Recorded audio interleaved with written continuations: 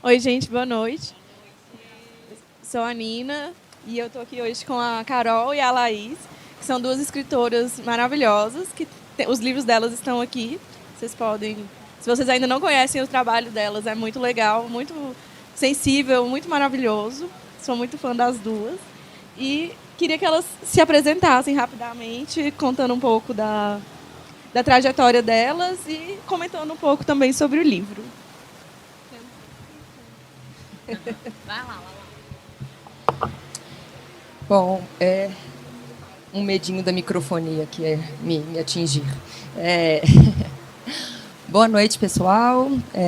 Boa noite a todas, a todos, todes.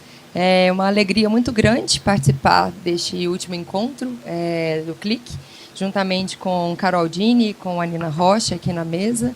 E agradecer ao Marcelo pelo convite, juntamente com a Lara, que fazem parte da organização do evento e desse movimento super bonito.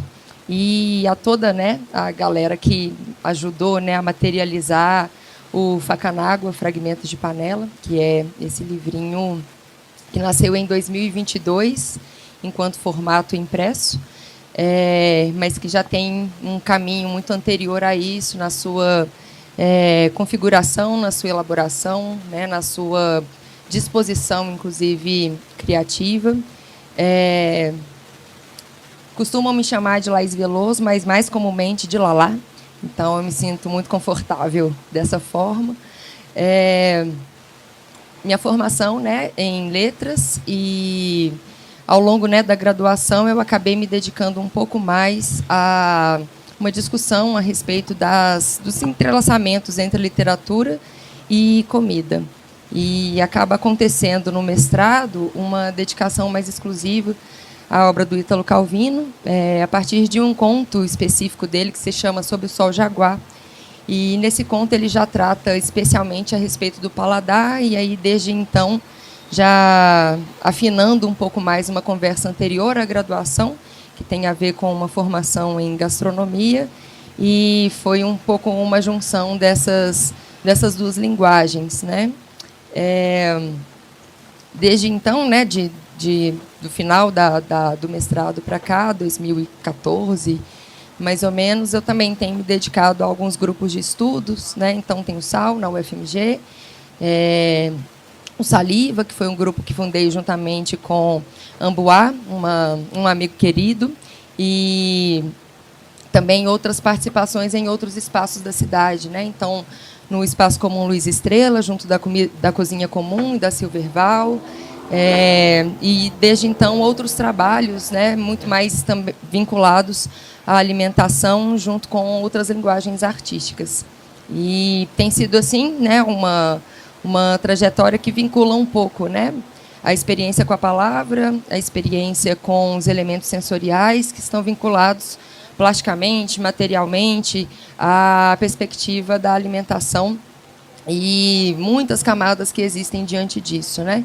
Então, como cozinheira, tenho uma certa predisposição a pensar a alimentação vegetal e elementos que possam, né, estabelecer vínculo com a cor, com as texturas, com os formatos, com uma experimentação muito visual, mas que não necessariamente precise de afirmar, né, uma perspectiva do receituário, por exemplo, né, mas da experimentação e de uma certa plasticidade mesmo, né, entendendo um pouco esse caminho. E o Facanágua é o primeiro livro que eu escrevo.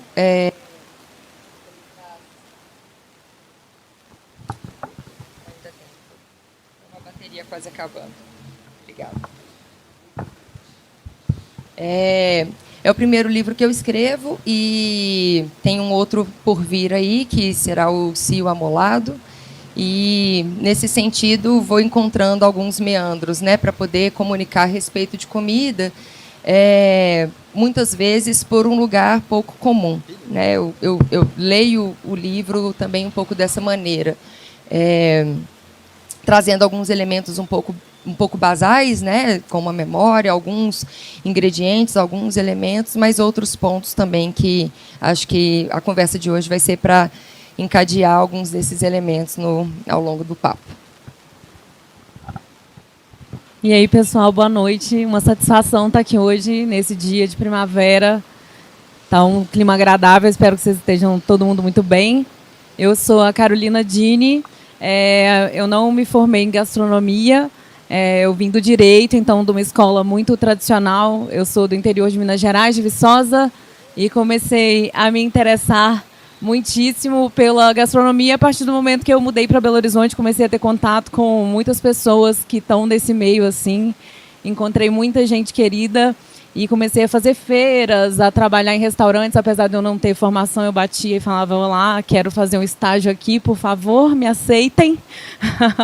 E a partir disso comecei a me interessar muito pelo viés político da cozinha, da gastronomia, o viés social também. Eu acho que mais do que passar uma receita, é uma comunicação de uma coisa que já está aí, né? Acessar um conhecimento e traduzi-lo. Então, a gastronomia e a poesia e a arte, as cores, tudo me encanta. Eu sou uma multiartista, eu crio menus para restaurantes, então eu estudo muito a cozinha de vegetais, assim como a Laís. Já aprendi tanto com essa mulher, eu já participei do Saliva, que era um grupo que ela coordenava, que ela citou aqui, junto com a Amboá. Então, a gente já está junto nessa trajetória, já tem quantos anos, Laís? Muitos anos já. E sempre discutindo e tentando entender um pouco assim da gastronomia local também, de onde vem a comida e por que ela toca as pessoas. Eu acho que todo cozinheiro, eu brinco que todo cozinheiro é vaidoso, porque a gente quer que a nossa comida esteja dentro do outro, se não há, é uma vaidade enorme, né? Então, assim, quero produzir sabores, produzir sensações, e através da poesia também.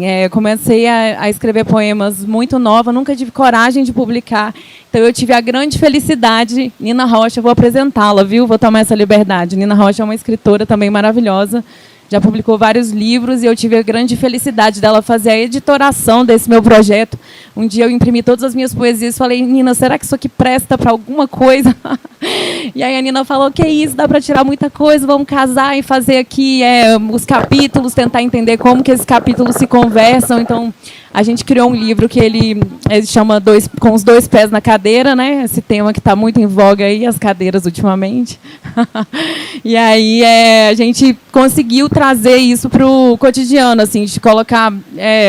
a Bela Rig ilustrou, que é uma amiga, uma artista, e a gente conseguiu editorar o livro passando como se fosse as etapas de um banquete. Então, as pessoas chegam, elas comem, elas conversam e elas vão embora, e as ilustrações elas passam por esse lugar assim de uma dança das cadeiras acontecendo. E eu sou orgulhosa desse livro.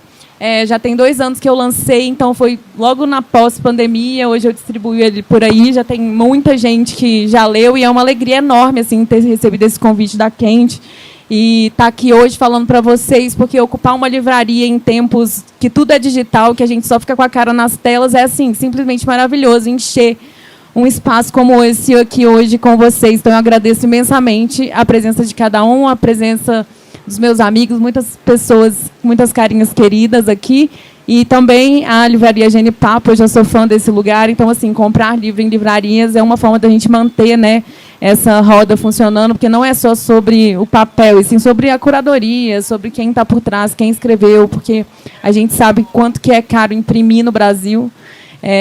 A gente acaba publicando mais uma vez essa palavra, por vaidade, porque a gente quer ver que o livro na estante das pessoas.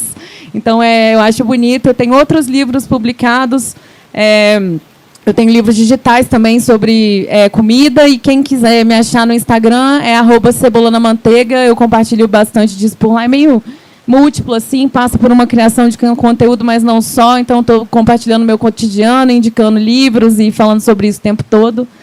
E também conheçam o trabalho. Nina Rocha, Laís, são 2 mulheres que estão na minha vida e me influenciam muito, assim, nesse viés da arte, da gastronomia, da literatura.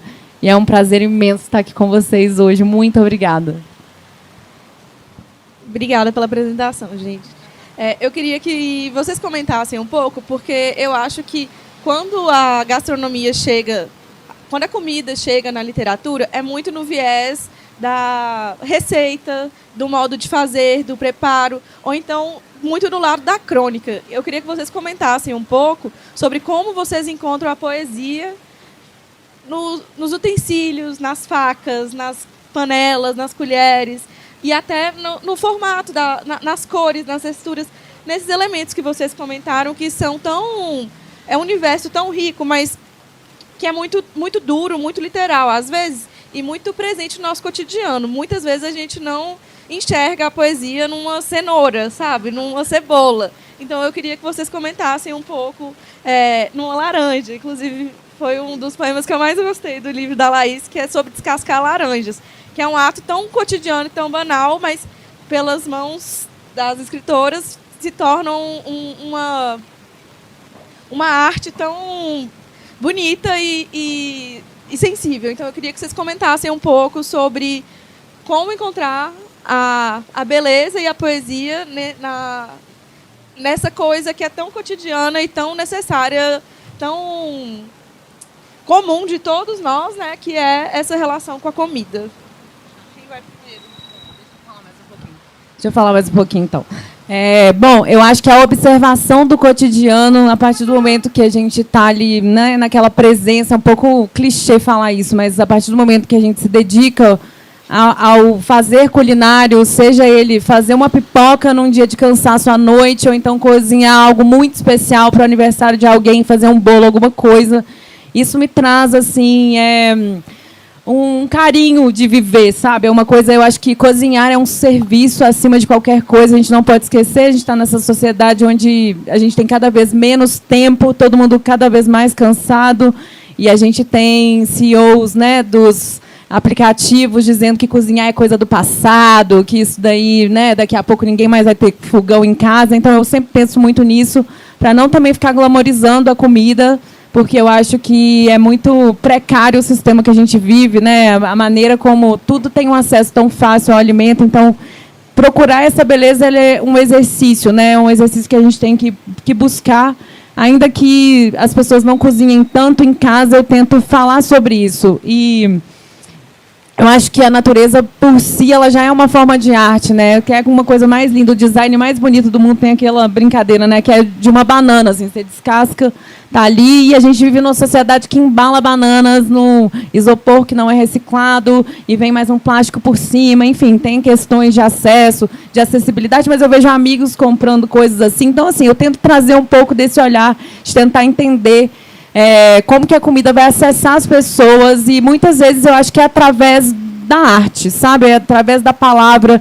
Eu tenho feito oficinas criativas de escrita, inclusive fiz a última da Thaís Bravo, que é uma escritora que eu adoro também, para poder tentar falar com gostosidade, né? Eu acho que falar uma linguagem cada vez mais acessível e mais básica, para não ficar também entrando de novo nessa coisa de glamorizar, mas tentar entender como que eu vou acessar as pessoas através de uma receita. Então, até quando eu vou escrever ou quando eu vou criar, eu tento tirar um pouco do meu juridiquês de mim, que eu sou, né, da escola do direito, então acaba que tem um pouco da formalidade, e meu exercício cotidiano é tentar acessar as pessoas através do que é básico, e descascar uma laranja é lindo, sabe?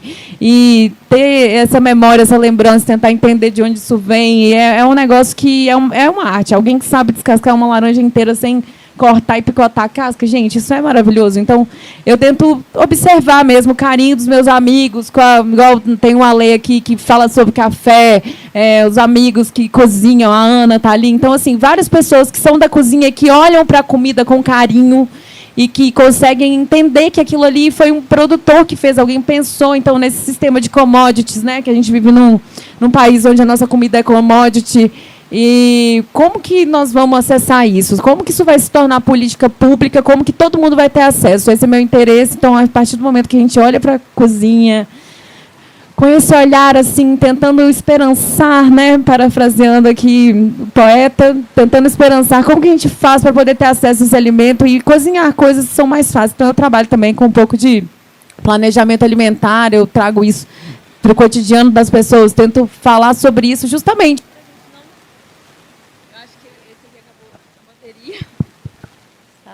Então, estamos revezando. Então, tentar olhar para essa comida assim, de um outro jeito. Como que a gente vai fazer isso nessa sociedade corrida? É uma resposta que eu não tenho, mas que eu quero descobrir junto com quem quiser colar e discutir e falar sobre isso. Eu vou partir um pouco esse último momento que a Carol traz, né, pensando nos agricultores. A Nina pediu que a gente, em alguma medida, comentasse a respeito dessa relação das crônicas, né, a literatura e a palavra e a comida enquanto crônica. E eu acho que, em alguma medida, o produtor ele também pensa um pouco a respeito disso quando a gente está comunicando com pequenos produtores, né? Pensando em agroecologia, pensando em economia familiar e esse tipo de elemento que é uma outra sistematização da pequena produção e, portanto, um outro tipo de relação com o tempo. As crônicas elas fazem isso, né? São textos para poder trabalhar com o cotidiano mais simples possível e com a linguagem mais simples possível. Então, em alguma medida, tirar as cenouras da terra ou catar as laranjas, né, do alto da copa da árvore, pode. Isso não significa que tenha, porque a gente sabe que num país que vive em estado de fome, como o Brasil, e que a gente tem uma péssima distribuição de tudo, pensar que a produção, né, do ingrediente, a produção do alimento, ela é extremamente poética, e isso ainda não é verdade, né? Então, a gente olha dessa forma quando a gente pensa numa espécie até muito romantizada de agroecologia, de produção familiar, de pequenos produtores, e por aí vai, de que talvez eles olhem para aquelas cenouras imperfeitas, muito diferentes daquela do supermercado, que está no sacolão, que elas têm todos o mesmo formato, e aí você compra e tem uma relação de extrema generalização estética ali dentro, ali fora, e dentro talvez não tenha nem muita coisa, mas a gente consome mesmo assim, e não é um problema em certa medida no nosso país. Talvez exista alguma coisa ali que os chame a atenção. E, por isso, talvez eles resistam, enquanto pequenos produtores, por trazerem essa outra dimensão, né? Há uma forma de consumir um produto que seja limpo, que seja bom, que seja possível. Eu vejo um pouco de crônica nisso, né? Eu vejo um pouco de narrativa nessa estratégia. Está acabando? Não está acabando, não. Está fazendo um teste lá dentro. Tudo bem. Bom, esse era um primeiro ponto que eu queria comentar, sobre essa relação muito cotidiana e muito ordinária, no sentido de comum para quem é o produtor, e atravessar isso para um outro caminho, né, que é quando a gente já está aqui no nosso ambiente doméstico, e que é um pouco mais raro a gente encontrar esse prazer mesmo fazendo, produzindo, comendo, cozinhando, sobretudo. Eu acho que esses verbos todos são os verbos que nos ativam ou poderiam nos ativar quando a gente está pensando em alimentação. Estou falando de verbo porque eu entendo que o que a gente está fazendo na cozinha é ação, e raramente a gente pensa que o que a gente está fazendo é ação e toma consciência disso.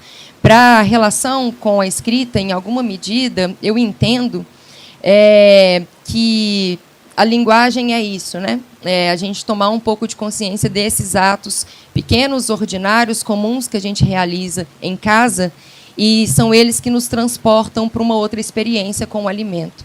Então, quando a gente está falando de cortar uma laranja, por exemplo, cortar a laranja já começa pela relação que talvez a gente tenha com a casca dela, com a espessura da casca dela. Quanto mais fina, é uma certa espécie de laranja. Quanto mais grossa, é uma outra espécie de laranja. Isso já é uma tomada de uma consciência com o alimento, de uma consciência com a poética que esse alimento pode trazer, né? O último texto do Facanago é um texto a respeito de bananas. É um dos poucos que eu direciono para banana em especial, e eu faço uma pequena listagem de 8 ou 11 tipos de banana que tem de nomes, né? A caturra até a banana ouro. Então, assim, você poder comer uma banana ouro, que nome é esse que deram, por que deram esse nome, qual a relação que esse nome tem com a cor dessa banana. Muitas vezes isso passa assim numa camada completamente imperceptível para a gente, e nesse sentido a gente olha e não, vou só comer uma banana. Carol trouxe essa imagem aqui, né? Vou só descascar essa banana e é isso.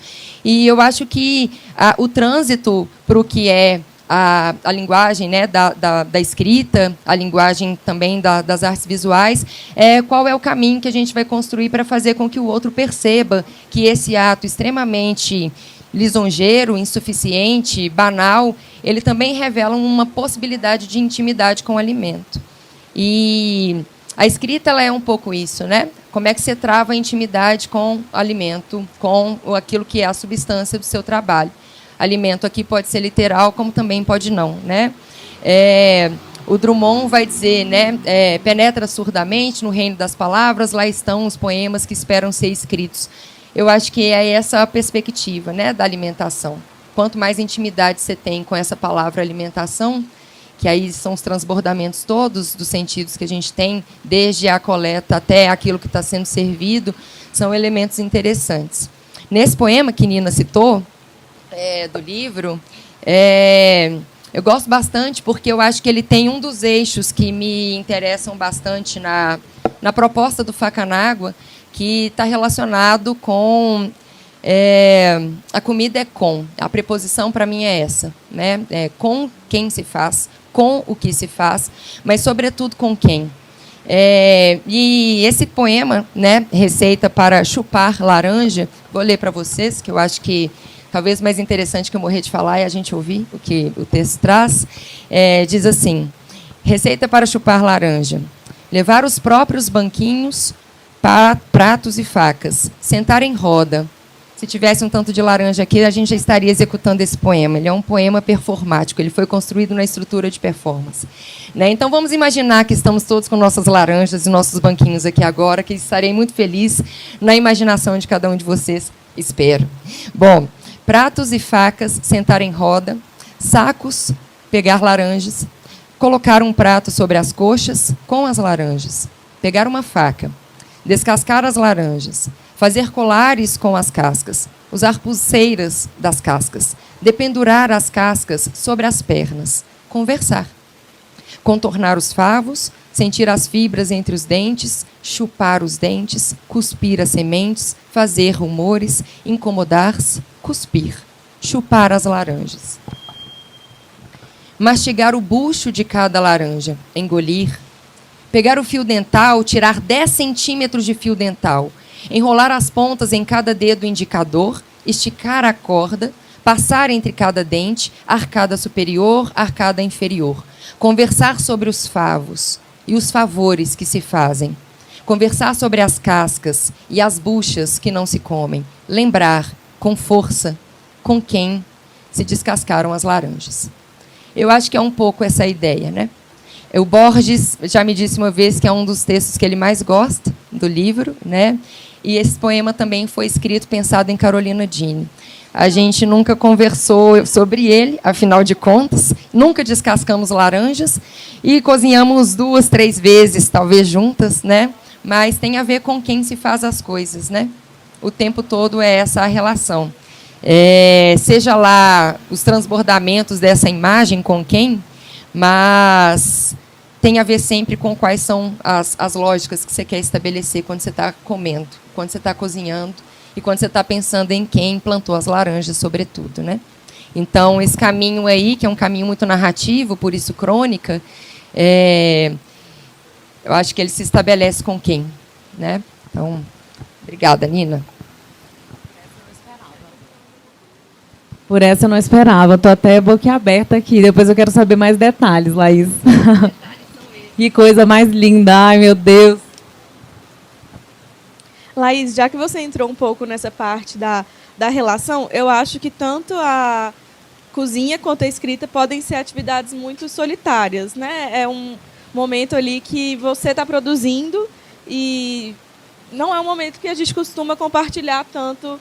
Claro que, às vezes, a gente tem um amigo do lado preparando um banquete, um almoço de domingo, mas eu queria também que vocês comentassem um pouco sobre como que é essa relação da partilha, tanto da escrita quanto da cozinha, porque são duas atividades que precisam de ter uma outra pessoa que vai te ler, que vai comer o alimento que você preparou, que vai te ajudar a lavar a louça, que seja depois de ter almoçado num domingo. Então, eu queria que vocês falassem um pouco sobre esse processo, saindo do ambiente individual, indo em direção a esse lugar da partilha, tanto da escrita quanto da cozinha. Quem quer primeiro? Eu acho que é um caminho muito natural, né, da gente perceber a nossa solitude para as coisas. E, nesse sentido, temos cada dia mais, né, cozinhado pouco e cada dia mais chamado menos pessoas para comer com a gente. Então, isso tem sido um retrato, né, da nossa forma de estar no mundo. E, muitas vezes, é tão curioso, né, porque a gente convocando o outro para poder comer com a gente quando a gente posta o story da comida que a gente fez. Eu vi hoje, achei tão bonito o Isa Coelho colocando lá, né? Chamem Goroba, Isa Coelho e Felipe tem um trabalho belíssimo, chama Goroba, gente. E Isa convocando as pessoas para chamá-los para cozinhar, né? E eu achei generoso demais lembrar a gente, né? Por um story da importância de comer junto. Então, eu entendo que, em alguma medida, é um desafio para a gente fazer isso. Eu sempre... o final do livro tem 1,5 páginas de agradecimentos a pessoas. São meus amigos, minhas famílias e professores muito queridos. E são pessoas com as quais eu já cozinhei ou aprendi sobre ler a comida. Não necessariamente cozinhar, pois meus professores nunca cozinhei para eles, mas aprendi com eles a ler. Na universidade, né? E isso me ajuda a pensar a leitura no meu trabalho. Eu acho tão legal isso da gente começar a vasculhar um pouco mais essa necessidade de esse desprendimento, talvez, nosso, né? Em relação a não querer ou não precisar mais do outro para comer junto. E grande parte dos textos que estão dentro do Faca n'Água, eles são um pouco essa convocação, assim, né? Tem um poema que é sobre a marmita, e eu me lembro que, quando criança, eu ficava na casa da minha avó, e a minha avó tinha várias marmitinhas de alumínio, que eram as marmitas que ela fazia para o meu avô ir trabalhar. O meu avô era motorista no jornal da Alterosa, né, que era ali na Assis Chateaubriand. Então, ele ia para lá trabalhar no jornal, e eu brincava com essas marmitas que nem uma matriosca, né? Ficava tentando colocar uma dentro da outra e tirar. O poema não é sobre a minha memória e nem sobre as memórias dos meus avós, nesse sentido, mas esse poema fala especialmente sobre essa comida que é feita por alguém em casa, uma mulher que possivelmente não conseguiu a sua autonomia financeira e ela trabalha como dona de casa, como mãe, como esposa e como alguém que cozinha em casa. E, nesse sentido, tem uma politização dessa comida que é feita para o outro comer no trabalho dele. E não é uma comida comprada na rua, feita por uma mulher tão competente quanto, que está ali ganhando o seu salário e o seu trabalho, mas feita pela própria esposa, feita pela mulher, pela pessoa com quem resolveu dividir a vida, né, compartilhar a vida. E eu estou me lembrando de comentar isso com você, sobre esse poema, especialmente porque eu acho muito legal você ter a comida feita por alguém. É muito bom quando a gente cozinha e quando a gente come a nossa própria comida, mas é muito legal quando a gente experimenta a comida de alguém e conversa com essa pessoa que fez. A gente está se distanciando cada vez mais dessa relação com quem produz isso nos restaurantes, né? Então, raramente a gente consegue parabenizar ou pedir que o garçom, né, parabenize quem cozinha, quem está lá no front da coisa toda e depois vai lavar a cozinha toda. Já trabalhei em restaurante muito tempo, então é um horror, né? No final você fala, agora ainda tem tudo para lavar. E, ao mesmo tempo, você desfrutar de uma comida que foi feita, seja, né, de uma maneira sem nome, né, quando a gente pensa em restaurantes, seja de uma maneira nominal, que é quando alguém faz essa comida para você, na marmita, sua marmita, para você levar para o seu trabalho dia após dia, né? E, comumente, ainda é uma marmita em que a comida que está ali, ela é diferente, né? Nunca repete. Às vezes repete só o feijão requentado e o arroz requentado, mas o legume que está ali, o guisadinho que está ali, a coisa que está ali tenta ser fresquinho cada vez. Isso é cuidado, né? E eu acho muito legal quando a Nina lembra, né, da coisa da solitude, da solidão. Tem um outro texto que eu gosto bastante aqui no livro, que talvez traga uma outra perspectiva da gente pensar sobre a gente quando cozinhamos para nós mesmos, né? Diz assim: este fragmento não fala de dissolução, nem de secura ou fogo brando. Este fragmento escuta outros fragmentos na panela. Ora as metades todas com suas inteirezas, ora apenas as metades. Um grão nunca é inteiro. Ouvir é sempre um par. Mastigar também. Eu acho que, em alguma medida, quando a gente cozinha só para a gente, quando a gente está ali no nosso dia a dia, fazendo a coisa só para a gente, o nosso par é a nossa arcada dentária. O nosso par é aquilo que a gente está mastigando com a gente mesmo, né? Então, você está ruminando um tanto de coisa ali, extrapolando possibilidades que você tenha. O livro ele toca nessas extremidades, em alguma medida, que eu acho que elas fazem parte da gente, assim, enquanto condição de sujeito, indivíduo, perdido no mundo hoje, né? A gente está muito mais para isso do que para qualquer outra coisa. Bom, e eu quero complementar que eu não sei comemorar a vida sem fazer comida para as pessoas que eu gosto. Então, assim, todos os meus aniversários eu faço questão de passar dias cozinhando para as pessoas. A comida está muito nesse lugar festivo. Toda vez que eu vou fazer um evento, que eu vou fazer um jantar, ou uma recepção, ou uma mesa, um banquete, qualquer coisa nesse sentido, eu sempre tento perguntar para quem está no meu entorno, e aí, qual que é a sua memória? O que te traz para essa coisa da gostosidade, do prazer? Porque a gente já vive numa sociedade tão burocrática, onde a gente é tirado dos prazeres forçadamente, para estar cada vez trabalhando mais e mais, cada dia menos tempo. Então, assim, o que traz o gostoso? Eu quero essa fala, quero, né, pontuar ela, porque estar com, que é o que ela estava falando, é muito sobre isso também, né? E eu tento incentivar muito os meus amigos que têm dificuldade, porque a maior parte das pessoas tem uma dificuldade, uma preguiça, barra falta de tempo, recursos, o que seja, para poder cozinhar. Então, eu tento incentivar, assim, tanto alunos quanto pessoas que vêm fazer consultorias comigo, de falar, nossa, será que você tem alguém que poderia se juntar com você na sua casa e, às vezes, fazer potes e mais potes de vegetais fermentados? Porque eu sei que não dá para ficar fazendo comida fresca toda hora, mas como a gente vai armazenar isso? Como que a gente vai ocupar os espaços? Como a gente vai aproveitar os alimentos de cada época? Entender, assim, as frutas e as coisas que, às vezes, estão perdendo nos quintais. Às vezes, os produtores jogam fora porque não tem vazão. Então, olhar para as feiras, olhar para as pessoas e tentar trazer um pouco disso, assim. Onde está o gostoso? Onde está o prazer? Assim, porque eu acho que o que deixa a gente vivo nessa coisa psicanalítica da pulsão de vida.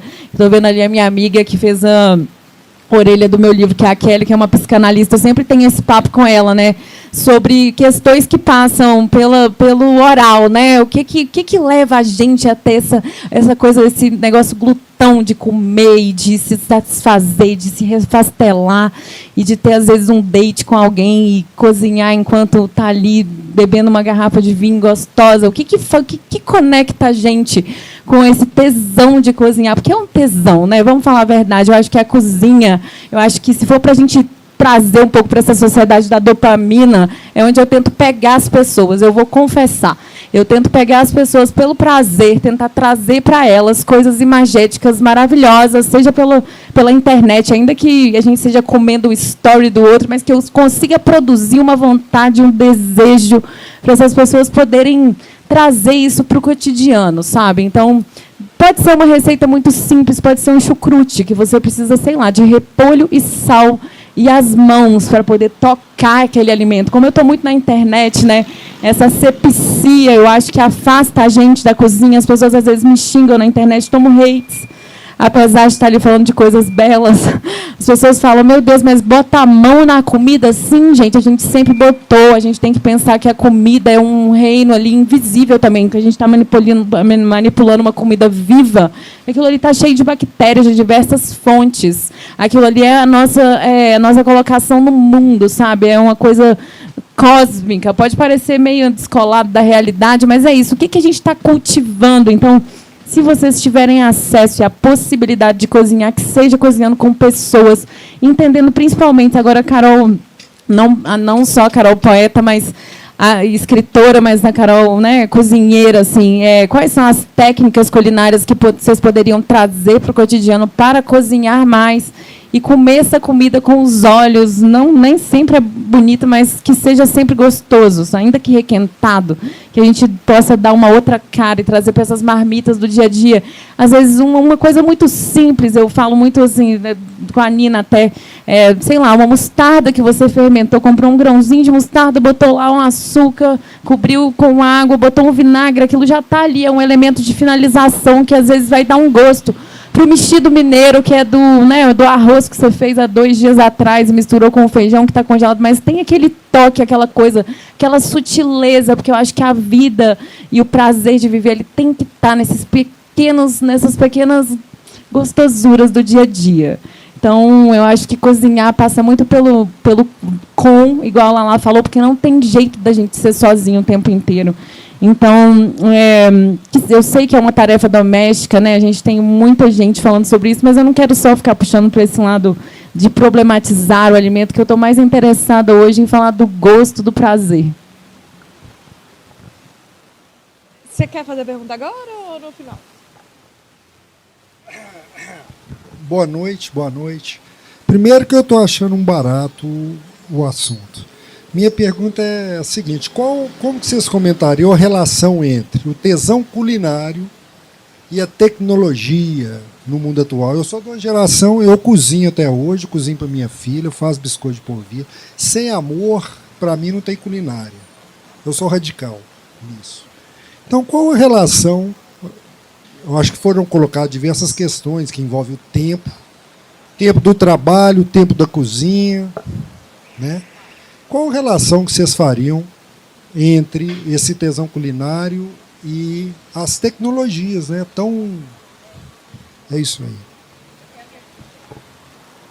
Eu acho que quando a gente pensa em tecnologia, a gente tem ultimamente pensado em robôs, mas vamos pensar na tecnologia que já existe no mundo, a tecnologia indígena, gente. Que coisa mais maravilhosa que a tecnologia indígena. No meu livro, que se chama Para Começar a Curtir, Fermentação de Vegetais, que é um outro livro, eu trago um pouco da história, né, da mandioca pubada no Brasil, de como vários povos originários no país inteiro, às vezes, pegam uma mandioca e submergem, às vezes, num rio, e ele fica ali ela fica sem contato com o oxigênio, ela amolece, daquilo ali ela vai virar um polvilho, ela vai virar polvilho azedo depois que fermenta, e do líquido que se extrai faz-se o tucupi, enfim, são tantos usos. Eu acho que essa coisa da tecnologia, olhar para isso de uma forma mais abrangente, porque a gente está tão ensimesmado, né, nessa coisa das IAs e dos muitos... tudo que a gente precisa, às vezes, é uma faca afiada, né, Lala? Uma faca afiada e uma boa tábua de corte e um alimento que tem, muitas vezes, origem, isso aí já acabou, porque a boa mesa ela é feita de bons ingredientes, então eu acho que está a partir daí. Mas também sou muito interessada em 1000 apetrechos, né, de comida, não vou negar, eu tenho uma cozinha aqui, tenho outra cozinha em São Paulo, então eu acho que eu gosto muito de utensílios, acho que isso ajuda a gente, e especialmente se tiver alguma coisa ali que vai te trazer uma memória, um pratinho, um garfo, alguma coisa, né, que vai te colocar nesse lugar, mas eu acho que lembrar que essa terceirização do mundo, da culinária, ele não é a resposta, apesar de que economiza nosso tempo, é bom, né, para a gente estar ali pedindo delivery, às vezes, e comer em restaurantes, mas procurar, assim, né, igual a Laís falou, a gente não tem a oportunidade, às vezes, de parabenizar o cozinheiro, mas nós temos um restaurante aqui do outro lado da rua, meu amigo estava até aqui, o Vitor, que é o Fugu Izakaya, não sei se vocês conhecem, dá para a gente cozinhar, comer vendo ele cozinhando. Então, eu tenho buscado frequentar mais lugares assim, nem sempre é possível, eu sou a tia que liga na pizzaria, então, né, eu uso o iFood como cardápio, depois ligo lá, e aí me traz uma pizza e tento valorizar as pessoas que estão lá no bairro, né, que seja o mais próximo possível. Nem sempre eu faço isso, viu, gente? Estou aqui falando da parte boa, né, do recorte, porque senão vai falar, nossa, Carol é perfeita, gente, ela não erra, ela não come nada ultraprocessado. Mentira, todos nós comemos o tempo todo, não é sobre isso. Mas, assim, eu tenho buscado, assim, nesses momentos de prazer e conexão, onde eu vou? Onde que eu vou botar o meu dinheiro? Esse dinheiro que eu suo tanto para poder ganhar, quem que eu vou valorizar, o corre de quem? Então, e Belo Horizonte, né, a nossa gastronomia, não só nos restaurantes, mas a possibilidade de alimento, assim, entrar no site da prefeitura, tanta feira nessa cidade, minha gente, tanta feira precisando de consumidor. Teve uma época que um post meu até viralizou daquela feirinha ali atrás da Rua Goiás, ali na prefeitura, e aí hoje viralizou, lotou, encheu, e vai lá hoje, não tem quase ninguém. Então, a gente precisa de pessoas que frequentem esses lugares. Aí eu faço esse chamado aqui, porque nem sempre a gente tem essa possibilidade, né? Tipo, às vezes, de acesso, de deslocamento, tem várias questões sociais, mas A gente tem votações domingo. Em quem vocês vão votar? Quem são as pessoas que estão olhando para isso na nossa cidade? Já que a gente está tão interessado no prazer e na gostosura, para quem que a gente vai dar nosso voto? Quem que está falando sobre isso? Assim, a crise climática está aí. Eu estou derretendo nessa cidade. O céu está triste, entende? Então, eu acho que a gente tem que olhar para isso, né? É sobre plantio, é sobre colheita. Eu acho que tentar enxergar menos a comida como commodity, mais como conexão e prazer. Eu acho que a tecnologia ela vem aí no meio para poder atravessar isso tudo e da maneira que a gente puder, porque, né, a gente sozinho não faz nada. É tudo uma questão política, é muito maior, né? Um sistema enorme, não é um indivíduo. Eu não quero que se ninguém saia daqui culpabilizado, falando, o que eu estou fazendo, que merda, não estou fazendo nada, estou comendo só ali no mesmo lugar e, né, pedindo só os mesmos delivery. Não é isso, gente. É só para poder alertar mesmo, assim, como que a gente... Vocês têm certeza que vocês já pensaram sobre isso, mas vamos pensar um pouquinho mais. Não precisa. Vou seguir para a próxima pergunta, que eu acho que, ao vocês escreverem sobre comida, tem uma fome de outras coisas que aparecem também, que às vezes está dentro das relações que vocês têm... que, escrevendo sobre comida, vocês falam muito do apetite que não é relacionado necessariamente aos alimentos. Então, eu queria que vocês comentassem um pouco sobre o que motiva vocês a fazerem esses processos de compartilhamento e de produção, de criação, nesses dois lugares, que é a escrita e a cozinha.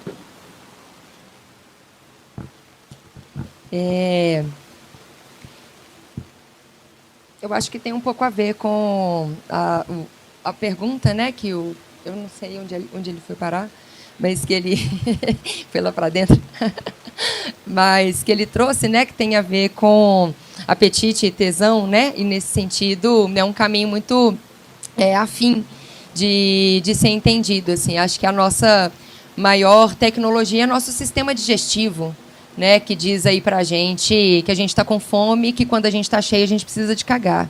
Então, eu acho isso genial, né, sem entender esse princípio básico da existência, né? E associado a isso existem as técnicas para fazer as coisas. E eu acho que, assim como a Carol trouxe, né, a mandioca e a puba e tudo isso que é absolutamente maravilhoso, acho que está muito associado à forma como a gente resolve também simplificar as coisas.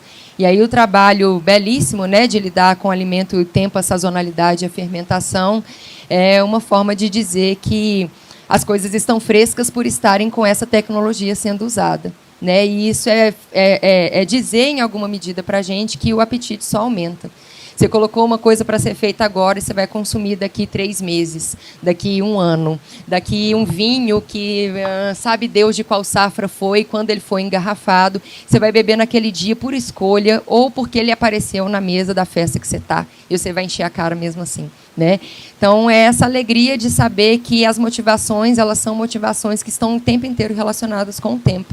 Né, o tempo que as coisas crescem e maturam e o tempo que as coisas ficam prontas para poder comer.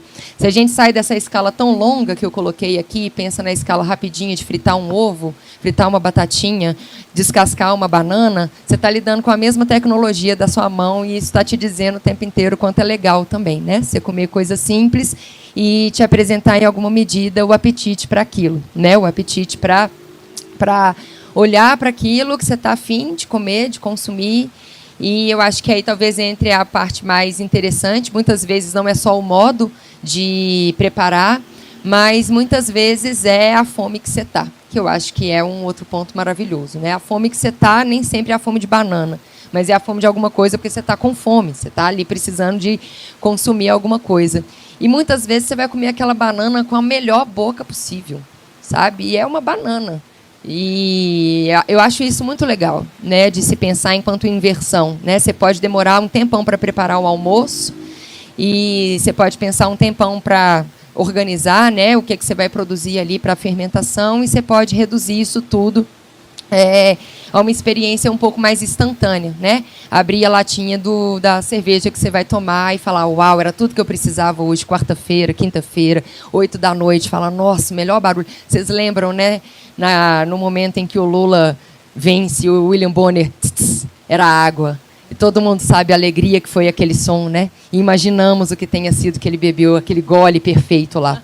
Então, essa imagem é a imagem da fome mais maravilhada, né? Ali é tesão posto, ali é Eros colocado nas melhores maneiras, ali é patos, né? Todo mundo olhou para aqui e falou, uau, todo mundo agora, vamos lá. E é uma alegria contagiante, né? Porque é o som da latinha abrindo. Então, esse sistema sensorial, sinestésico que a gente tem, ele é abridor de apetite. E, por isso mesmo, ele faz com que, no plano, né, da escrita, o que a gente muitas vezes se envolve para poder escrever tem muito a ver com isso. O que faz, o que está mobilizando dentro. Né? Que ideia é essa que me permite, que me faz querer escrever sobre aquela determinada coisa. Né? Quem compõe, quem pinta, quem revisa, quem traduz, só traduz por esse mesmo motivo. Pô, esse texto aqui é bom pra caramba. Claro que eu quero que ele esteja no idioma que eu falo. Claro que eu quero que ele esteja com acessibilidade para muitas outras pessoas lerem aquilo.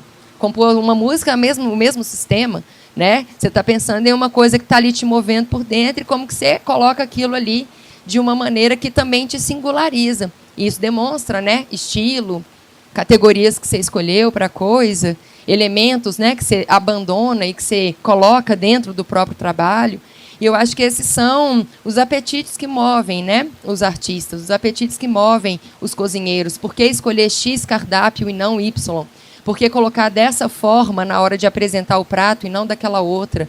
Esses elementos, que são todos elementos estéticos, eles também estão politizando apetites.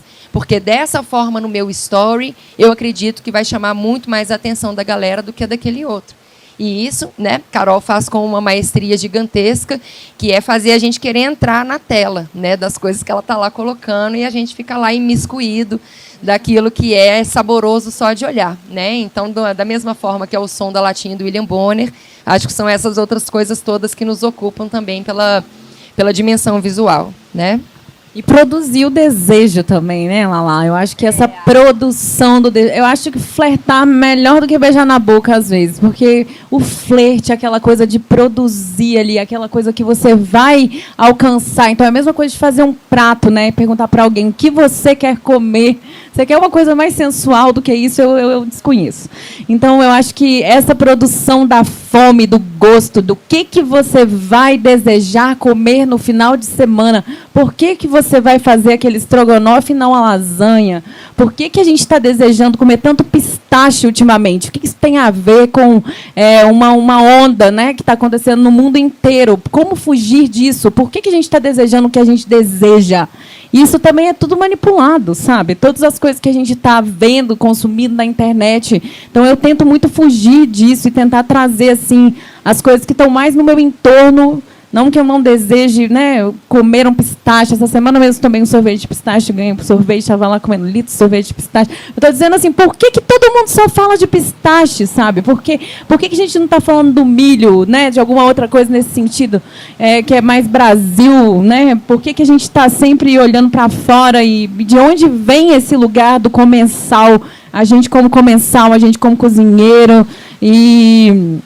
Eu acho que essa produção do desejo ela é muito importante. Eu sempre tento convencer as pessoas a fazerem o que eu chamo de um despejo. Assim. Um dia que vocês estiverem na casa de vocês, lá com o telefone de lado, só um pouquinho, pega um papel em branco e coloca lá as receitas que te lembram, ainda que vocês não saibam fazer, que tem que perguntar para a tia, né, para alguém da família, não sei se todo mundo tem, né, essa memória, né? Porque muitas vezes eu lido com pessoas que falam, não gosto de cozinhar, não tenho nenhuma memória de família, não. Me responde assim, não, porque minha mãe nunca cozinhou, não, nunca gostou, nunca fez. E é isso, não vai ter, mas às vezes é da cafeteria, uma broa, alguma coisa. O que é que te pega, sabe? E por que não tentar registrar isso de alguma maneira? Assim, eu acho que esse registro dessas receitas de família, dessas coisas que vêm para a gente, isso tem que ser catalogado, tem que ser registrada, e a Carol, escritora, agora falando, né? Porque isso se perde, assim. Eu tenho uma aluna que ela estava chorando comigo, eu chorando com ela chorando comigo, falando que a mãe dela morreu e que ela não conseguiu registrar. Ela muitas vezes, eu vou lá, vou pegar essa receita, vou pegar. E a mãe dela morreu muito jovem, um susto, um atropelamento. Ela não conseguiu registrar. Isso aqui é uma coisa mais triste do que isso, não conseguir. Então, eu acho que ainda que vocês não vão cozinhar, ainda que seja só um registro dentro de uma pasta que vocês vão guardar para a posteridade. Eu acho que essa coisa assim, de tentar achar o que é que está ali, que vai trazer essa produção dessa memória, desse desejo, é muito, muito importante. E já que você falou de pastas e a Laís também falou de um próximo livro, eu queria que vocês comentassem sobre os próximos, o que aguardar de Laís e de Carol para os próximos meses ou anos, assim, quais são os projetos que estão por vir. Eu vou lançar um livro, acho que esse ano, assim, aquela coisa, né? Livros demoram. Esse livro aqui foi um caminho imenso até ele ganhar as páginas, até se materializar, mas no momento eu estou trabalhando num livro que fala sobre as papilas gustativas, é um livro infantil ilustrado, que fala sobre essa coisa, assim, dessa conexão. Por que a gente come o que a gente come, e como que a gente sente o que a gente sente, e quais são os seres invisíveis que habitam o nosso corpo, e por que eles estão aí. Então, ele chama Papilex, que conta um mundinho, assim, né? Dos seres invisíveis que habitam nossa língua, e é um livro que ele traz... Ele não é, né, só para crianças, tem essa coisa, é um livro informativo mesmo, que eu quero que ele esteja nas escolas. A gente está com um projeto bem grande, a mesma ilustradora, a mesma que fez esse aqui, com os 2 pés na cadeira, que é a Bela Higg. Então, assim, desenhos psicodélicos não são desenhos só para crianças, mas para adultos também. Então, eu estou trabalhando nisso e tentando trazer muito, assim, dessa coisa imagética, que é meu atual estudo, assim, tentar traduzir as coisas em imagens. A gente está no mundo imagético, poucas pessoas leem, ainda mais poesia, a gente sabe a dificuldade que é vender livros nela lá. Vender, pois, gente, a gente não ganha dinheiro vendendo livro, não, só para vocês saberem, viu? Mas eu acho que muito mais do que isso é estar nas prateleiras, levando informação e levando um pouco de dulçor, assim, para a vida das pessoas, né? E aí, vem aí, Papilex.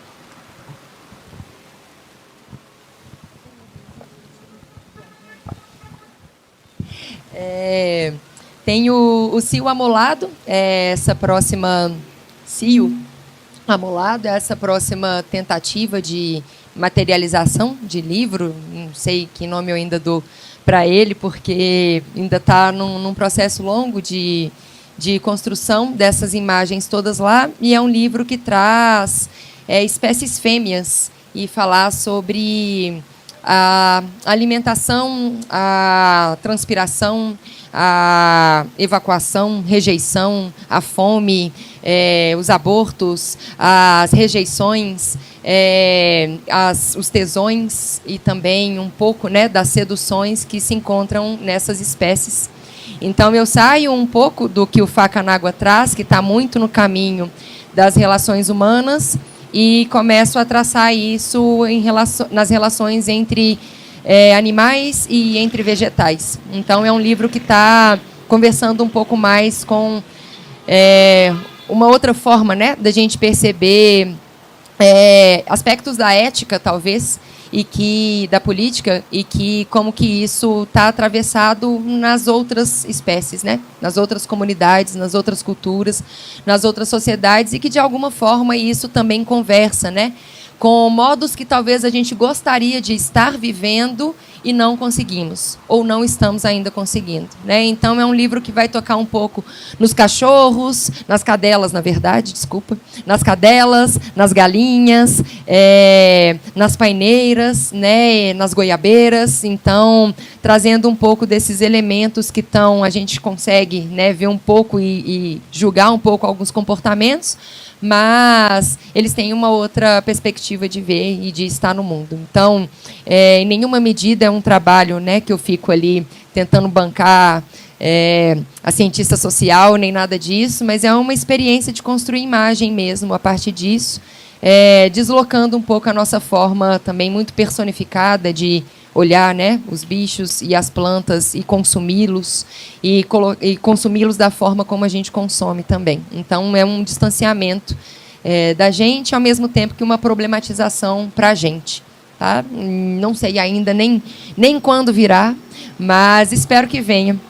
Tem o Chá de Benja, né, que está paralelamente com isso. A Carol falou de um livro para crianças, o Chá de Benja é um livro de linhas únicas, né? Então, são textos em linhas únicas, pensando no público infantil, e não sei ainda que tipo de circulação, né? Mas é inspirado numa relação maternal de uma grande amiga, nos primeiros anos de criação do seu filho. Então, ele estava ali saindo da amamentação e começando a firular a vida.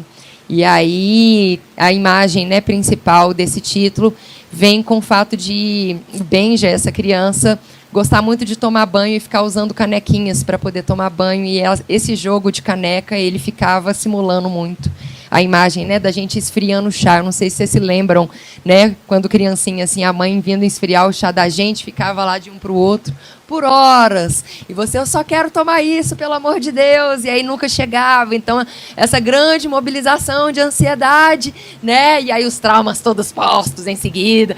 E a gente lá nesse sofrimento danado. E aí essa criança estava lá tomando banho. Sabe Deus o quanto ela tomou água do próprio xixi na banheira enquanto tomava banho. E esse chá tá maravilhoso na barriga dela. Então, é isso aí.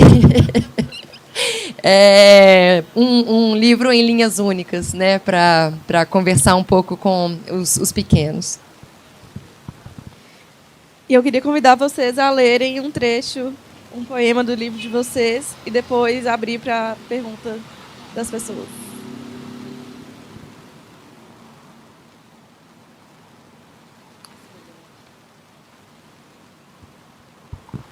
Eu vou ler um poema safado. Chama Dulçor. Dulçor. A poesia que cresce na panela emana junto ao fio de sol, pousado no escorredor de pia. Escuto o turbulir do cozido, afoguetando meus ouvidos como um orgasmo docinho laranja, tinindo abrilhantado. Te espero para apreciar o prato quase quente, a poupar minhas papilas inteiras, gustativas para mais tarde. Já que nós estamos falando de tesão e desejo. Vou ler, eu acho que quase no fim do livro, né? Na organização do Facanágua, ela tem um certo ritmo numa parte, e aí do meio para o fim eu acho que ele ganha outra dimensão que me atrai também um pouco mais, talvez são os meus textos favoritos. E vou ler o que se chama Fragmento de Panela. Fragmento de panela, entre a língua e a mandíbula, saliva, água e sal. O caldo ralo, bobo, suficiente, o gosto da casa, do que mora, vive, morre, dentro fora. Sem sugestões de, sem aspirações a, não quer dizer nada. Diz e é, em sua hora e sua vez. Há uma dança, porém, de corte irregular.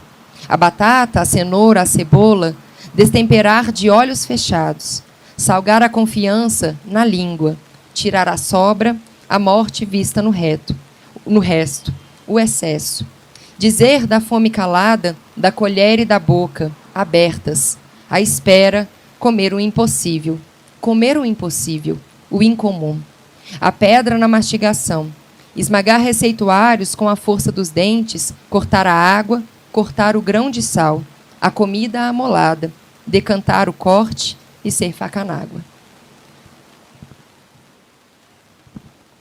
Acho que agora a gente pode abrir para perguntas, se alguém quiser falar.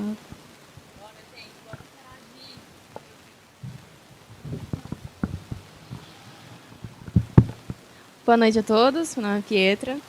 Obrigada por compartilhar.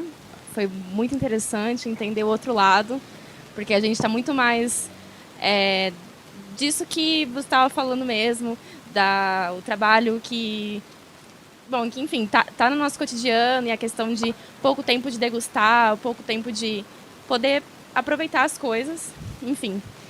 No país que a gente está, ainda mais questão mineira, eu sou do interior de São Paulo, então tem muita cultura da carne. A carne, ela é do interior mesmo, e tudo é muito festivo, o churrasco. E tem muitas formas de você preparar a carne, principalmente a bovina. Se explora muito a questão da preparação. Como que foi para vocês a questão de explorar os vegetais?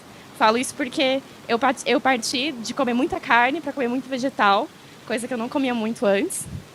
E eu fui vegana, hoje me tornei vegetariana, voltei. E foi muito difícil essa questão de explorar o alimento, principalmente da forma fresca, a fermentação. Eu queria saber de vocês como que foi essa exploração no meio de uma cultura muito carnista.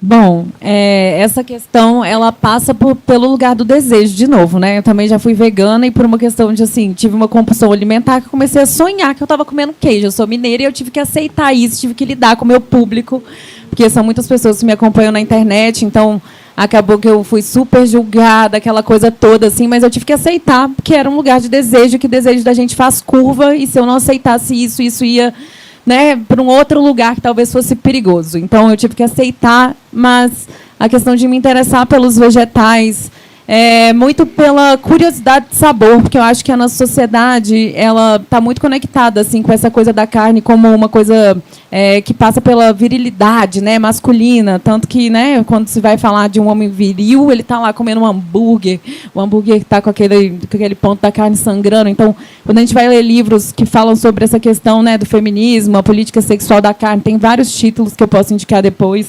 Quem quiser pode depois procurar na internet, tem uma lista. Tem texto sobre isso, inclusive. Eu acho que os vegetais eles trazem uma possibilidade de textura, né? Falando de novo do prazer, que para explorar isso é infinito. Então, o que me trouxe essa vontade foi essa questão mesmo, assim, da textura, das cores, das formas e os pontos de cocção. Uma cozinha muito elaborada. Muita gente às vezes se refere a mim toda vez, né? É muito engraçado isso. Principalmente quando eu vou fazer evento com homens. Ah, a Carol faz comidinhas. Por quê? Porque eu faço vegetais. Então, é colocado numa categoria inferior. Então, isso está muito associado à nossa sociedade, né, ultra machista.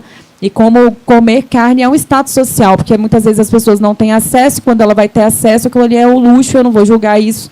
Então, é uma pessoa que pode fazer escolha diferente de uma pessoa que não pode fazer. Então, eu nunca julgo quem está desejando, quem está acessando isso. Principalmente se a gente estiver falando, né, de pessoas com pouca... nós estamos no país da fome, igual ela falou, mas...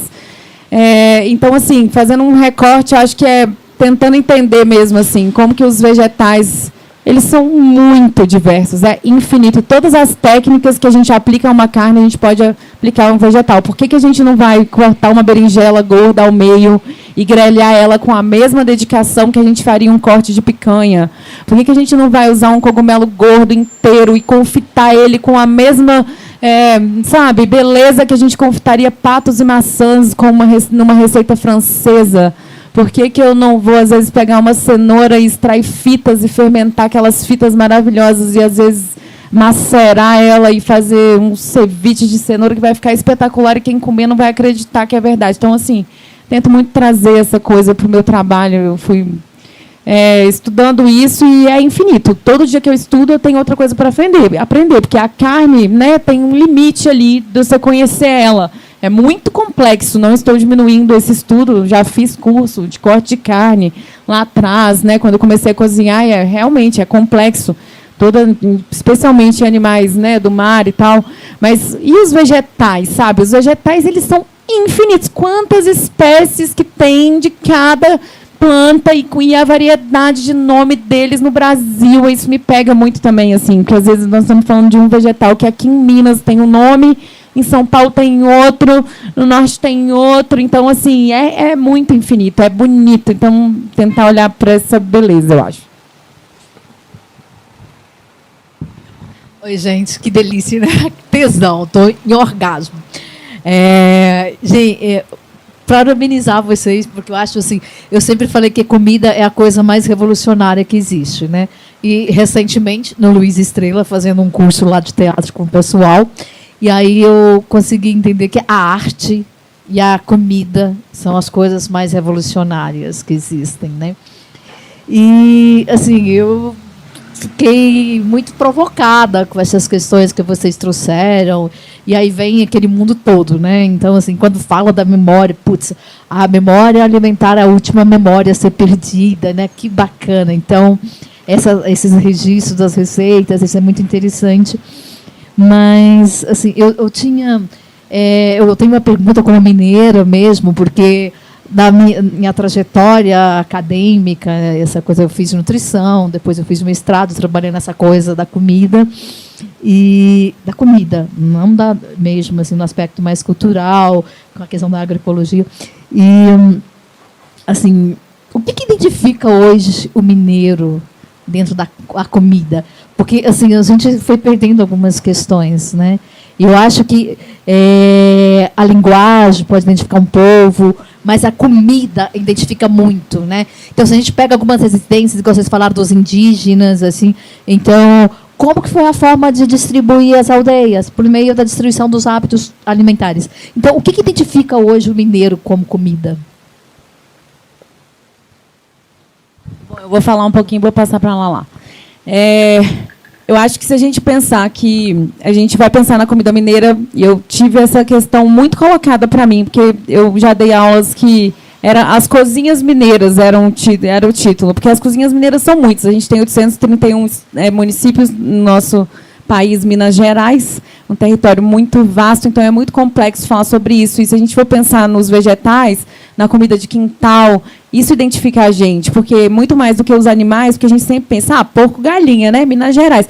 Mas isso lembrando que foi trazido pelos colonizadores. Se a gente for olhar, né, quem já estava aqui, os guisados, né, técnicas, pingue frita, tudo aí já está, né, é uma grande miscelânea de culturas que forma a culinária mineira.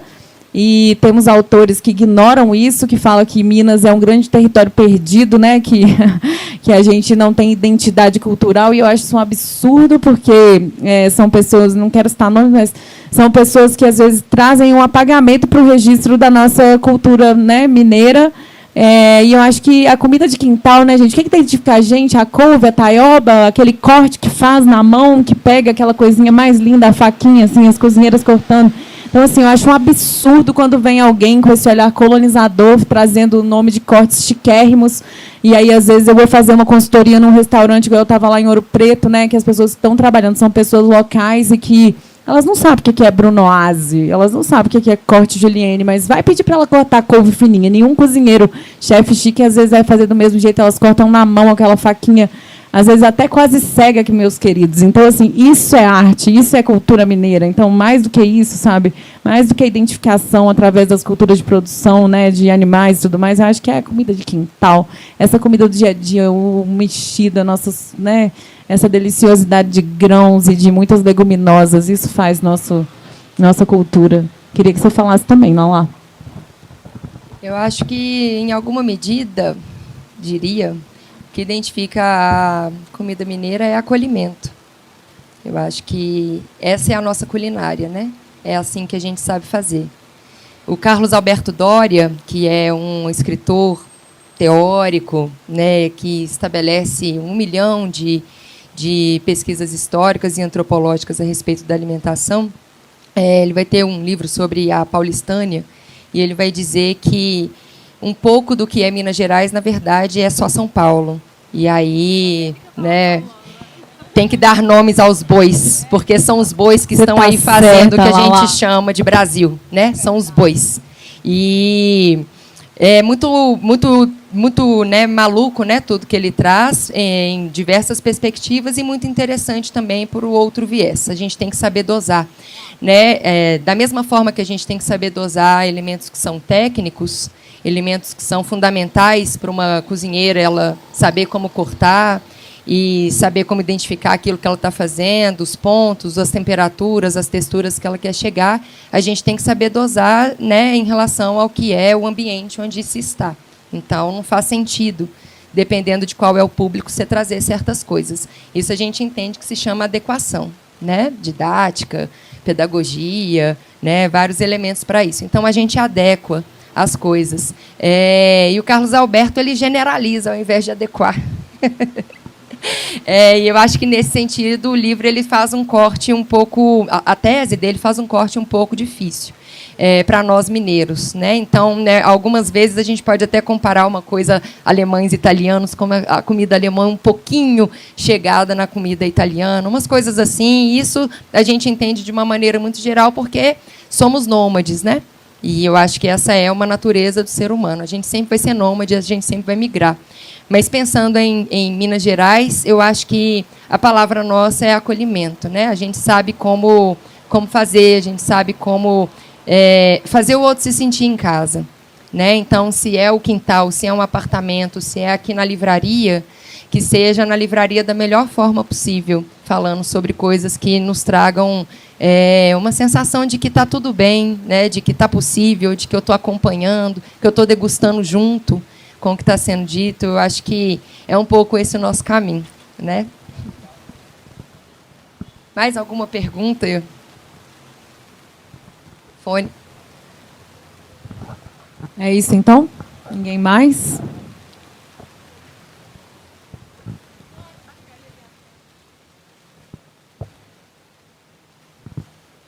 Eu vou fazer uma pergunta, mas primeiro vou passar para você que quer fazer também. Ei, tudo bem? Eu ia fazer uma pergunta falando de prazer e comida. Estou pensando assim em movimentos veganos que têm sempre, muitas vezes, tem um argumento da crítica ao prazer, não é? Seja da pessoa que diz, eu já tentei comer carne, deixar de comer carne, mas eu não consigo, porque gosto muito.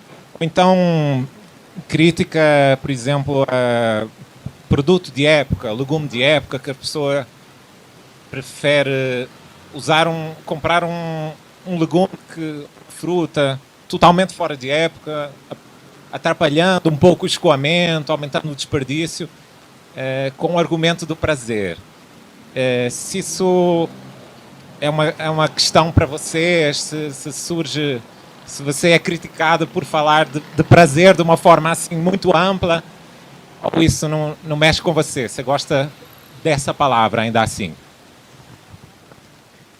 Eu acho que tudo é válido pelo prazer, nada explica o desejo, ele é inexplicável. E a gente tem que ouvi-lo, porque senão vira compulsão alimentar, igual eu falei um pouco mais cedo, não sei se você já estava aí. E eu acho que, em termos individuais, isso não causa tanto impacto. A gente fala de sazonalidade, mas a gente fala de política pública. Então, não é uma pessoa comprando uma blueberry, entendeu? Que vai atrapalhar o sistema econômico da comida brasileira. Não é isso que vai acontecer. Eu acho que é muito mais no cotidiano, nas escolhas amplas, porque a gente faz 4 refeições do dia, são 28 em tese por semana. Quando a gente multiplica isso pelos meses, torna enorme. Então, não é um dia ela comendo blueberries porque ela está com desejo, sonhou com isso, que isso vai atrapalhar. Então, eu volto no prazer sempre. Você é português? Belíssimo idioma, belíssima sonoridade.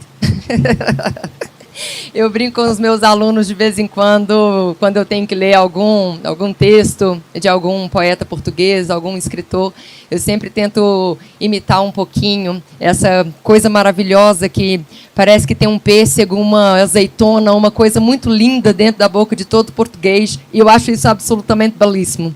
Então, me desculpe se estou a cometer alguma gafe, ok? Mas espero que se sinta também lisonjeado com a sonoridade e a melodia do idioma do teu país. Brincando só um pouquinho, mas eu realmente acho muito bonito mesmo, a sonoridade dos idiomas, e gosto muito de ver como que isso é tão saliva, né? É tão dentro da gente, um mecanismo inteiro para poder criar um jeito de produzir sons e tentar fazer esses sons fazerem sentido. Eu acho encantador. Bom, eu acho que eu também voto pelo prazer, como talvez todo mundo aqui, né? E quando a gente pensa nas diferentes, né, entradas que temos para as disfunções alimentares, que, né, vão das compulsões, as anorexias, as bulimias e tudo mais, está todo mundo tentando entender qual que é a própria medida do prazer, né? Qual que é a própria medida de algo que se faça possível para o próprio corpo. E, às vezes, é justamente, né, nessa régua que está a questão toda. Então, você tem uma oferta muito grande de natureza, você tem uma oferta muito grande de ingredientes na natureza para se servir, mas essa medida ela se ajusta também com a nossa forma de estar no mundo. Muitas vezes, na dimensão do mundo vegetal, a gente precisa, né, de recolher essas escolhas e torná-las mais plurais, cada vez mais plurais, tanto quanto é a oferta de vegetais. E é legal pensar isso porque você entende que tem um certo ritmo da natureza para te ofertar certas coisas. Se nesse sentido você caminha fazendo combinações e transformando tudo ainda mais em riqueza alimentar, em riqueza do prato, em possibilidades de cores, possibilidades de texturas, de apresentações. Então, tem uma régua aí que ela é uma disfunção, principalmente nessa sociedade que a gente está vivendo, né? E aí, os consumos muito variados e, muitas vezes, os consumos muito atropelados, né? E aí, processados nesse sentido também. Mas é isso, achar o prazer, achar essa medida da alegria para comer tem a ver com o que há também como oferta na natureza. Assim. Tinha a sua, né? Tá, o microfone já está aí. Tá. Eu tenho me interessado muito pela questão do rito, estou lendo O Desaparecimento dos Ritos, do Byung-Hun Chan, e aí como vocês falam, né, dessa comida devagar, dessa memória afetiva, é claro que isso tem rito, é muito diferente. Por exemplo, você vai num templo budista e toma um chá. Né? Hoje, por exemplo, eu consegui fazer meu filho voltar a comer um alimento que eu não estava comendo, porque eu preparei ele de um jeito diferente, fiz uma espuma, coloquei uma cor, fiz uma firula lá. Agora, o problema do rito é que você pode cair no excesso de tradição. Né? E nem toda tradição é boa. Que algumas tradições aprisionam a gente a repetir sempre o mesmo. E na cozinha é importante ter criatividade. Então eu queria saber como que vocês conseguem equilibrar ou fazer assim uma síntese da dialética entre rito, né, e criatividade na cozinha. Não sei se a pergunta está clara, porque às vezes às vezes parece que seguir um rito é como se você estivesse homenageando uma tradição. E se você não seguir aquele rito, é como se você estivesse desmerecendo uma cultura. Mas o cozinheiro tem que arriscar, né? Arriscar algo novo. Se vocês já tiveram algum problema de mexer em alguma receita e isso ser tido como desrespeito a uma tradição, a uma cultura, queria saber um pouco isso. Ouvir para vocês como que fica essa questão. Rito versus criatividade.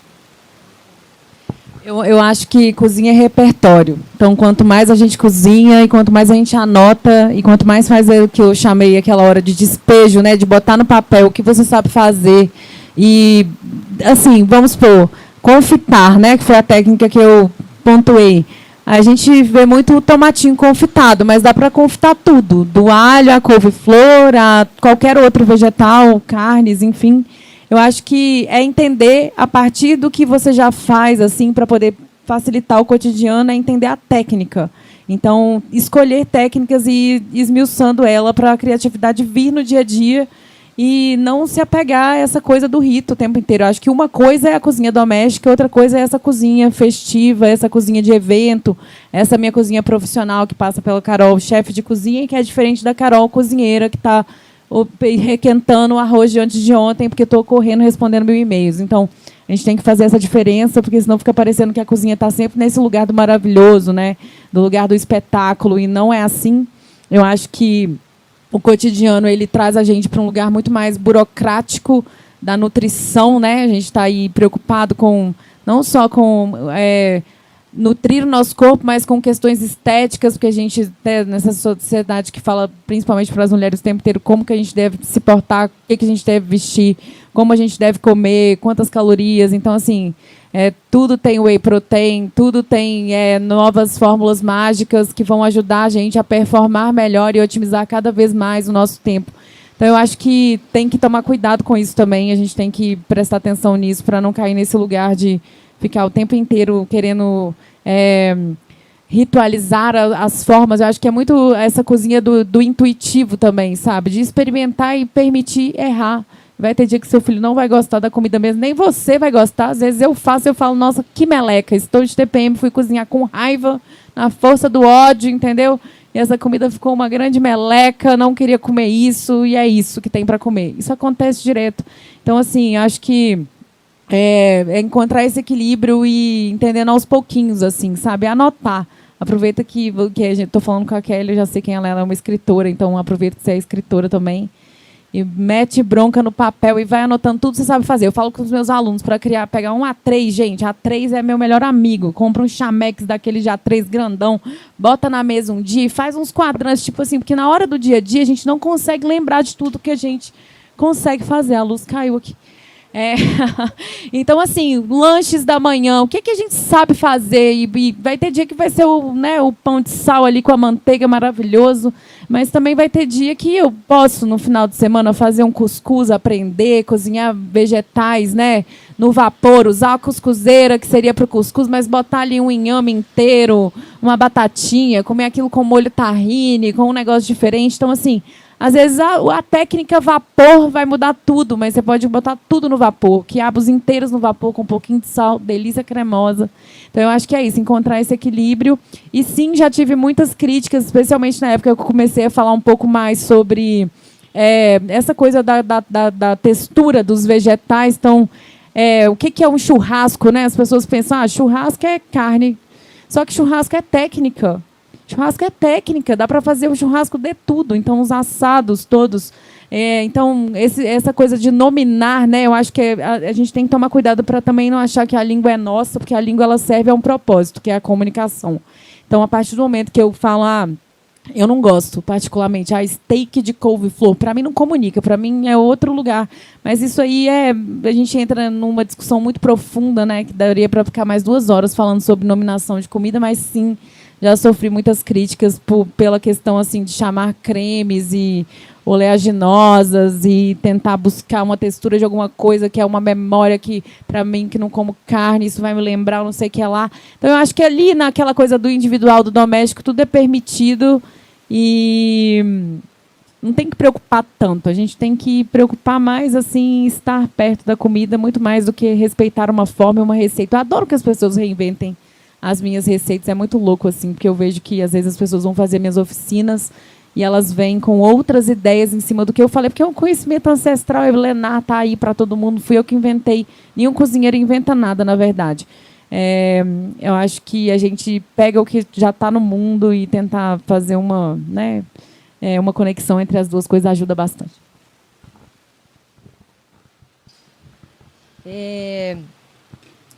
Eu gosto bastante de um autor que chama Michel Serres e que vai fazer uma proposta chamada Filosofia dos Corpos Misturados.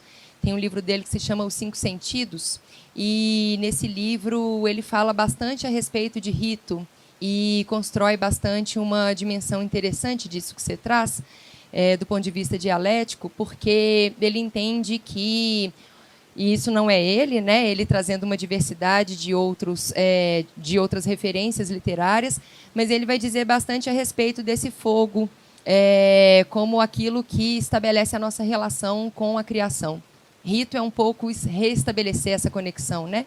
Com o que se cria, com o Criador. Não à toa, o fogo, que é esse elemento que está na nossa região do plexo solar, e, portanto, né, da nossa região da digestão, que também é o lugar da nossa gestação, então, nos mesmos campos, né, dos signos todos aí, consegue trazer para a gente essa coisa maravilhosa, que é estar com fome, sentir fome, comer, sentir satisfação e criar coisas. Né? Isso é simplesmente uma expressão muito sintética e muito bela da ideia de criatividade. Criar é estar em contato com o fogo. E os ritos, como um todo, eles estabelecem um pouco essa transição. Por meio do fogo, em quase todas as culturas, a gente sai da ideia, né, de natureza e passa a ser cultura, passa a ser sociedade. Né? Então, isso acontece com o que o próprio Lévi-Strauss vai colocar no Cru e o Cozido. Né? Então, as coisas elas só mudam de status por conta do fogo. Seja o fogo no seu campo literal, seja o fogo no seu campo metafórico, né? Que a gente pode chamar de criatividade, de digestão e de gestação também. Tem um conto do Calvino, que agora eu me esqueci o nome, mas ele vai dizer em um determinado momento, né, que o que mais agrada aos deuses é a fumaça. Por isso, o churrasco, por muito tempo, vai ser entendido como o maior ou o melhor dos ritos, porque está todo mundo junto por muitas horas e tacando fumaça.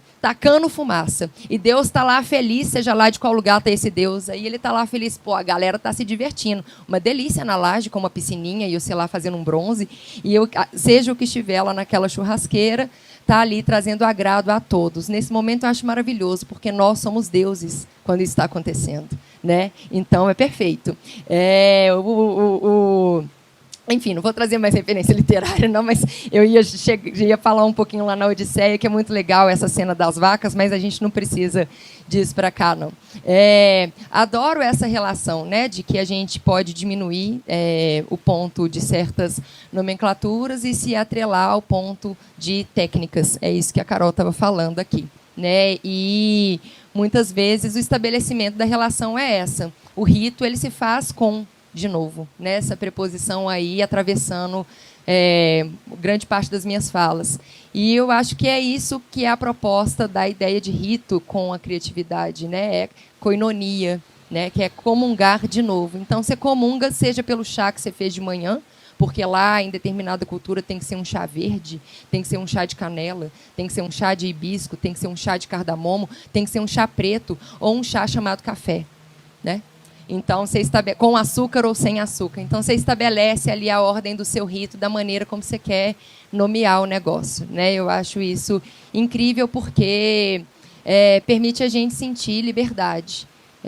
Muitas culturas elas se apregoam, né, na dimensão da tradição, de ter que fazer de determinada e de tal jeito, de tal forma, em tal horário.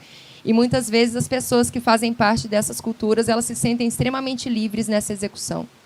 Então, tradição também é liberdade, em alguma medida, quando a gente sabe entender de que tradição a gente está falando e em que momento a gente está falando dessa tradição, né? Então, não adianta muito a gente ficar falando de uma maneira tão ortodoxa no mundo em que a gente mais consome processado e iFood, não faz sentido muito isso, né? Mas, quando a gente readequa as coisas, eu acho que isso traz pertencimento, né?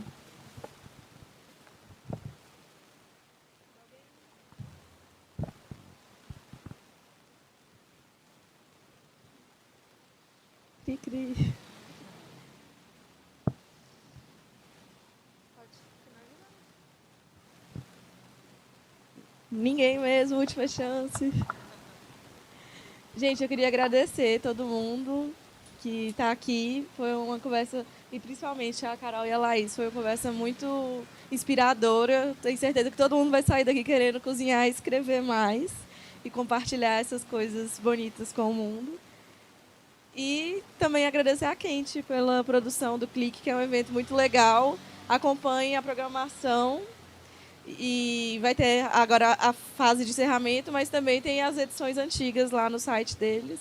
Eu não recebi nada para fazer essa propaganda, mas podem procurar lá, que tem muita coisa legal. Então, é isso. Obrigada pela participação de vocês. Foi ótimo. E boa noite para vocês. E tal, vocês podem escrever. Obrigada, viu? Vocês podem procurar a gente. Valeu. Obrigada, gente. Tem livros de Carol aqui, tem faca na água lá dentro. E aí a gente está aqui para abraços e alegrias com vocês agora também. Foi legal demais, tá bom?